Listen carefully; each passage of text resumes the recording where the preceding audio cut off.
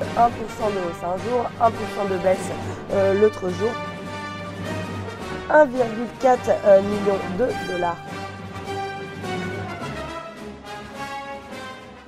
Bonjour et bienvenue sur Mon Financier pour la revue de presse de l'Écho. Nous sommes le jeudi 27 octobre. C'est un peu la tourmente pour les géants du smartphone, Apple et Samsung, les deux des entreprises les plus grandes de la planète, et parmi les actuels et futurs maîtres du monde. Alors on connaissait déjà les difficultés de Samsung avec son Galaxy Note qui prend feu et qui fait perdre 30% de bénéfices à l'entreprise sud-coréenne, mais Apple n'est pas au mieux non plus avec un bénéfice en baisse de 14% sur l'exercice 2016 qui clôture en septembre.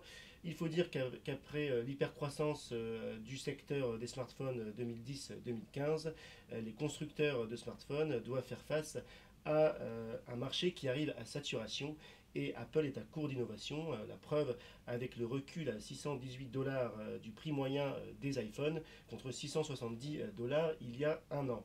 Et en Chine, marché clé, les ventes d'Apple ont plongé de 30% au troisième trimestre et souffrent de la concurrence des champions chinois.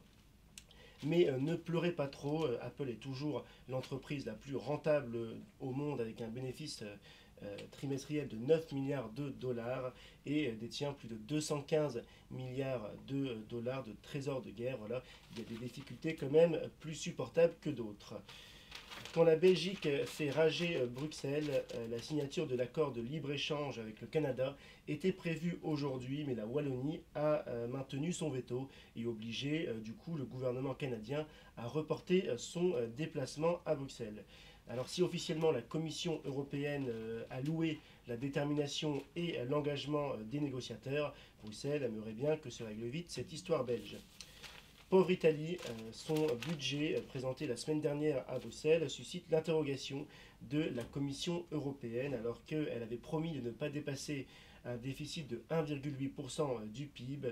Son budget 2017 table sur 2,3% du déficit. Et c'est Pierre Moscovici, le commissaire européen des affaires économiques, qui estime que Bruxelles a déjà fait preuve d'assez de mansuétude à l'égard de l'Italie. Alors rappelons quand même que le déficit français devrait être à 2,7% en 2017 et qu'il était à 4% quand Moscovici était ministre de l'économie.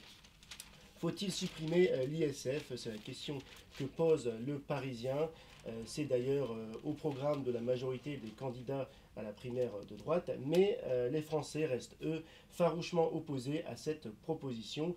C'est ce qui ressort d'un sondage du Parisien. Ils sont en effet 72% à vouloir préserver ce symbole de justice fiscale. Et enfin, on termine par la phrase du jour. Voter Juppé, ce n'est pas voter Bayrou.